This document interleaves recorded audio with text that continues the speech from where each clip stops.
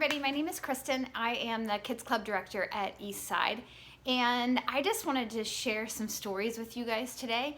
I don't know if you guys felt it this weekend, but I felt like it was our first weekend where we were really like in our stride, and just everything went so smoothly this weekend. So good job to all of you out there, because people were jumping in to push the fuss bus and to sign in families and help with kids in rooms that were having a hard time, and all of the things. And it just felt like this weekend it all sort of came together for us. So we're a month in and we're averaging 1,000 kids a weekend, which is incredible. It's way more than we would have expected. So good job, keep it up. And I just wanted to share a little bit of the fruit of your all's hard work over the past month. I've got a few stories to tell, and they are all from just this weekend alone. The first one is I got an email from Allison. She serves in twos. She's brand new to serving since Eastside opened. And she sent me this message saying that there was a little boy in her class who came grand opening weekend and was so scared, was crying a lot.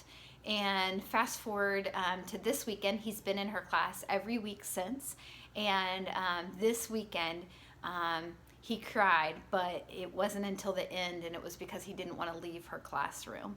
That just was so touching to me, the love that class has shown him, and now he knows that Kids Club is a safe place, which is awesome.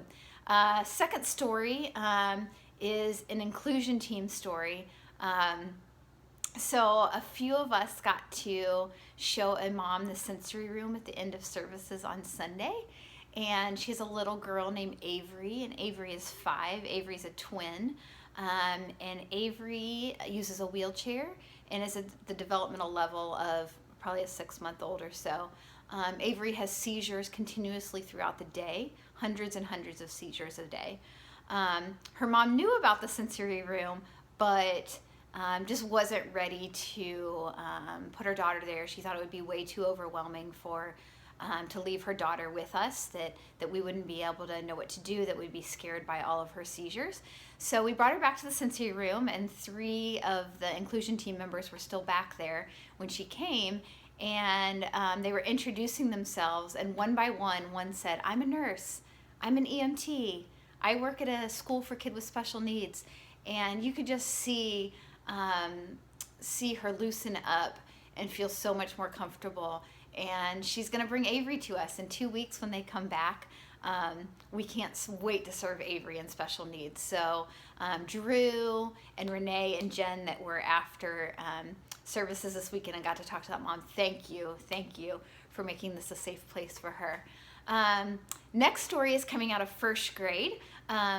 We had a volunteer, another new volunteer, serving in first grade, and he said that there was a couple boys the first week that he was serving that you could just tell were hurting, something that was going on in their lives, and they were just having a tough time.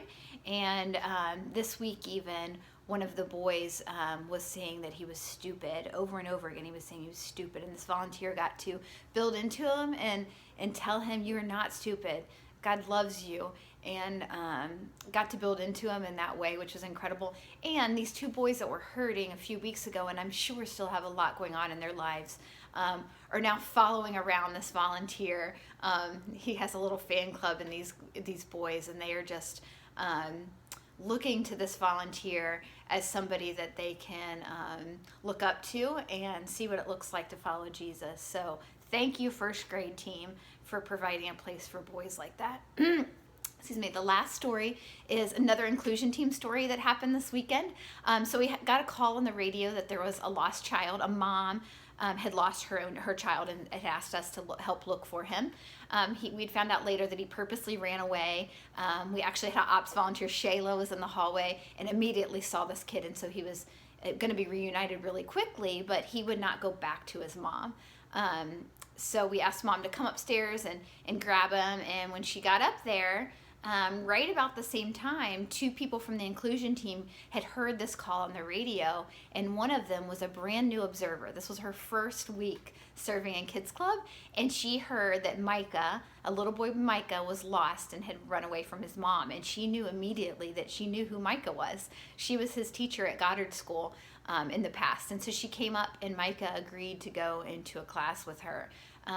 And because of that, Mom got to hear about the inclusion team, and they now have a plan in place to bring Micah to the sensory room to start off every week before he goes out to a classroom. So it just felt like God orchestrated all of that. What was meant for harm of a child running away from his mom actually turned into a brand new volunteer getting to connect with the kid, and a family again finding a safe place for their child in Kids Club. So thank you guys, thank you. I know you've been working hard. Many of you haven't even been to service.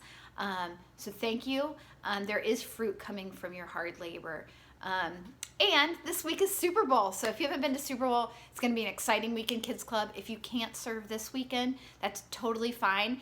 The week after Super Bowl is actually historically a time that can be hard to staff, because everybody sort of put their all in for Super Bowl, and yet the week after we have all of these new families and kids coming back. And volunteers are sort of ready for a break after Super Bowl. So if you can't serve Super Bowl weekend, we'd love to have you the week after Super Bowl to join us.